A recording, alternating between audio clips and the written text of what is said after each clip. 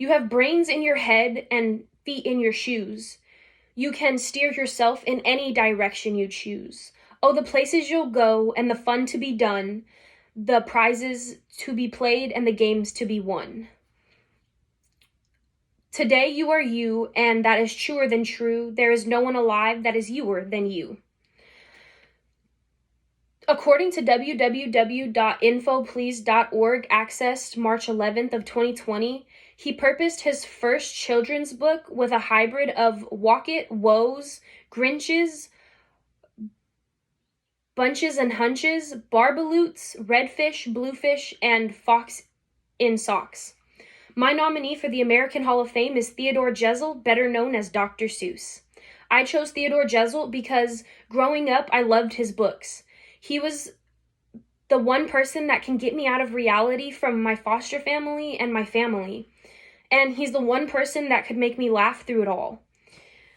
Today I'll be discussing Theodore Djezl's early life, his cherishable career, his memorable work, his deaths, and why I chose Theodore Djezl as my American Hall of Fame. I think Theodore Djezl should be in the American Hall of Fame because he is an inspiration to many kids around the world. This is important because our kids shape the world of today, and without writers like him to block off reality and add a little bit of animation, there'd be no imagination. According to http://en.wikipedia.org, access March 11th of 2020, Theodore Seuss Djezl was born March 2nd of 1904 on Howard Street in Springfield, Massachusetts. He was called Ted after his father, Theodore Robert Djezl, who was a park commissioner and a brewer master.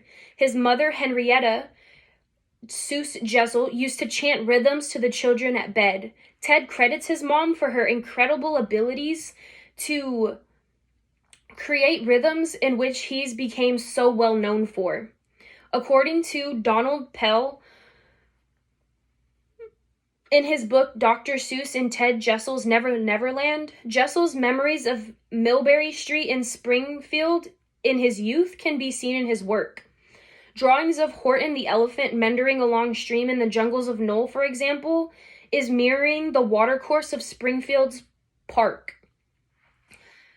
According to www.catinthehat.org, access March 11th of 2020, he graduated from Dartmouth College in 1925, where Ted went to Oxford University in England.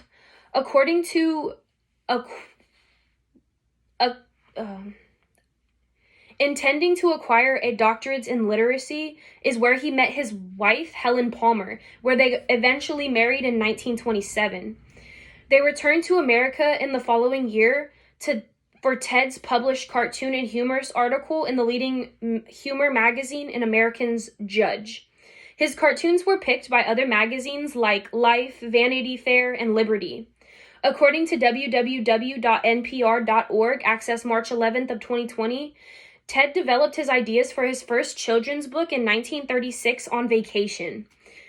To think that I saw it on Millbury Street. According to www.biography.com/people/Dr. Seuss-9479638, access April 3rd of 2020, Djesl's next work for Standard Oil and advertising departments had him making ads for Flint, which is an insecticide, and he became nationally famous. Around this time, Vikings Press offered Djezl a contract to illustrate his own child's collection book called Boners. But the book sold poorly, and even though he didn't really get up there with his book, it did open gateways for Theodore Djezl to let people see his literacy and to start the books that he's sold today. According to www.thebiographychannel.co.uk, access March 11th of 2020, Djezl won the Pulitzer Prize in 1984 and an Academy Award, 3 of them. According to Thomas Finch in his book, The Man Who Was Dr. Seuss, The Life and the Works of Theodore Djezl, Theodore Djezl died on September 24th of 1991 in La Jolla, California at 87 due to mouth cancer. Today I have discussed Theodore Djezl's early life, his incredible works, his career, his death, and why I believe that he should be in the American Hall of Fame. because he was brilliant, playful, and always respectful of children, because he charmed his way into consciousness of 4 generations of youngsters, parents, and during the process he helped millions of kids learn how to read. This is why I chose Theodore Jezald as my nominee for American Hall of Fame.